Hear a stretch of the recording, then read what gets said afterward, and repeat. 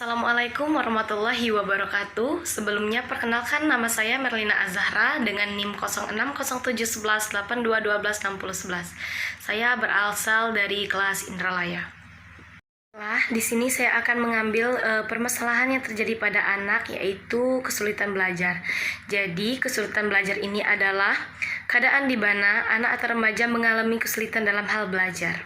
Jadi, untuk karakteristiknya sendiri, yang pertama yaitu menunjukkan hasil belajar yang rendah. Yang kedua, hasil yang dicapai tidak seimbang dengan usaha yang kita lakukan. Yang ketiga, lambat dalam melakukan tugas-tugas kegiatan belajar. Terus yang keempat, menunjukkan sikap yang kurang wajar seperti acuh, menentang, dan lain sebagainya. Terus yang kelima, menunjukkan tingkah laku yang berlainan seperti membolos, datang terlambat, dan lain sebagainya. Terus yang keenam, yang terakhir yaitu menunjukkan gejala emosional yang kurang wajar seperti pemurung, pemarah, dan lain sebagainya. Untuk intervensi dalam pendidikan ini sendiri, kita dapat melakukan yang pertama yaitu kegiatan remedial. Nah, kegiatan remedial ini merupakan usaha perbaikan yang dilakukan pada fungsi belajar yang terhambat. Perbaikan pengajaran sebaiknya dilakukan secara individual dan mengandung makna timbal balik untuk siswa dan guru. Biasanya, program remedial dapat diberi sedini mungkin pada anak usia prasekolah yang dalam hal ini sedang mengalami proses perkembangan motorik dan konseptual. Untuk yang kedua yaitu tutoring.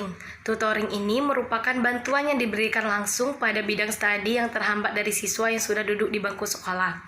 Cara ini lebih cepat karena tanpa melalui perbaikan proses dasar terlebih dahulu dengan tujuan mengejar ketinggalan kelas. Tapi sebaiknya intervensi yang paling ideal dan menyeluruh akan mencakup kedua program yaitu remedial dan tutoring.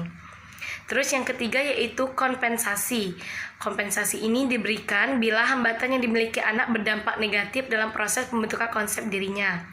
Dalam arti mengingat usia, kegiatan yang dilakukan dan derajat kesulitan yang dialami sedemikian rupa, sehingga diperlukan suatu kompensasi untuk mengatasi kekurangan di bidang atau area yang tidak ia kuasai. Nah, untuk intervensi dalam bimbingan dan konseling ini sendiri, kita dapat melakukan yang pertama yaitu pelayanan dasar. Jadi, fokus perilaku yang dikembangkan melalui pelayanan dasar ini menyangkut aspek-aspek pribadi, sosial, belajar, dan karir. Layanan dasar ini diperuntukkan bagi semua siswa, termasuk juga siswa yang mengalami kesulitan belajar atau learning disabilitas. Yang kedua yaitu pelayanan perencanaan individual. Fungsi konselor dalam menerapkan komponen ini meliputi pemberian pertimbangan, penempatan, dan penilaian individual. Komponen layanan perencanaan individual sangat tepat untuk diaplikasikan pada siswa dengan learning disabilitas atau siswa yang mengalami kesulitan belajar, karena hal ini bersifat kasuistis dan spesifik. Nah, untuk yang ketiga yaitu layanan responsif.